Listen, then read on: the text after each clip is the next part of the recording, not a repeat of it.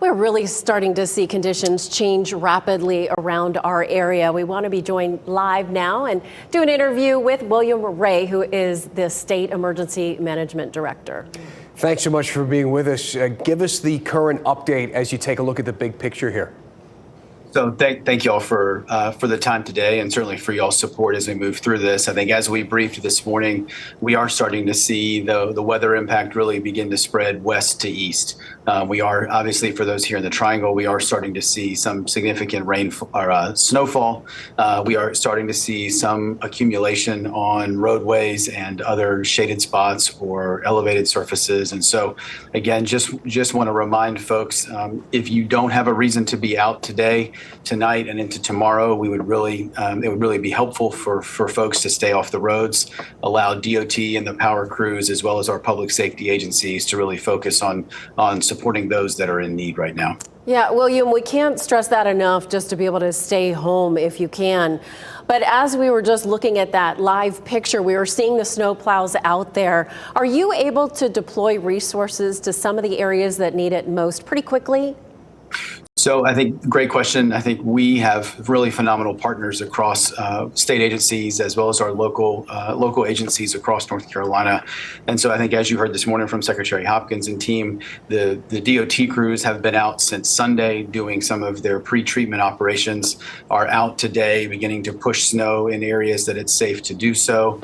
We have pre-deployed significant components of the North Carolina National Guard with high clearance vehicles and other capabilities to support both local public safety as well as transportation in the heavily impacted areas. And so, again, we have, I think, a number of hours left to go with potential impact. Again, the forecast is still calling for significant amounts of ice and snowfall, particularly in the northeastern part of the state. And so, again, we still have some time ahead of us. We still have some impacts that have yet to materialize. And so, would just remind folks that, again, we are moving and deploying resources and personnel right now to be able to support where needed, and really need folks to focus on staying at home if possible. What is the game plan right now? Obviously, leading up to this, brining the roads is a big part of it. Has it turned into plowing? Do we put salt down at this point? And how do you coordinate the efforts that are happening out on the highways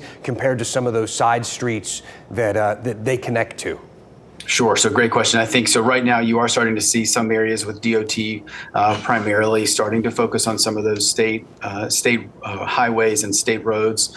And really starting to push snow. I think they will focus on that over the remainder of the day and into tonight and tomorrow before we start some of the kind of plow and sand or salt operations. Again, I think the work that they did pre-treating some of our roadways as well as some of our local jurisdictions pre-treating some of the roadways has really helped with some of the situation right now. I think we have a really phenomenal team here at the EOC in Raleigh, and I think they're working to make sure that both on those state-maintained roadways as well as kind of our local partners that are working on those secondary roadways, that they have the resources that they need. And so I think we're really grateful to have the partners that we have here at the state EOC. We know that many of those partners are in our local EOCs, working with our local emergency management agencies to also kind of support their local operations as well. You know, William, as you're talking live, we're seeing a lot of live pictures of emergency responders who are out on the roads right now. We saw an ambulance, we're seeing fire trucks, we're seeing State Highway Patrol and other police officers. Talk to me about their dedication to trying to help people out in storms like this.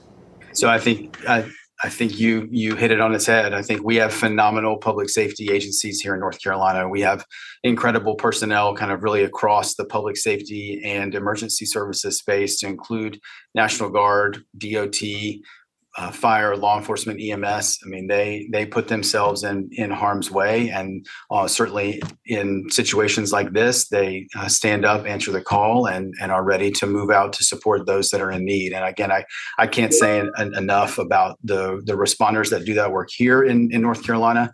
And I think, as you've heard in some of the press conferences over the last couple of days, We have some partners from some local agencies across North Carolina that are paying it back and paying it forward with the state of Kentucky right now, and being able to support them in response to some of their flooding event. And now they have a flooding event with snow on top of it. And so again, really cannot say enough about the local public safety agencies across North Carolina and their willingness to stand up and support those in need. Absolutely. They have been hit with a lot lately, including this latest storm.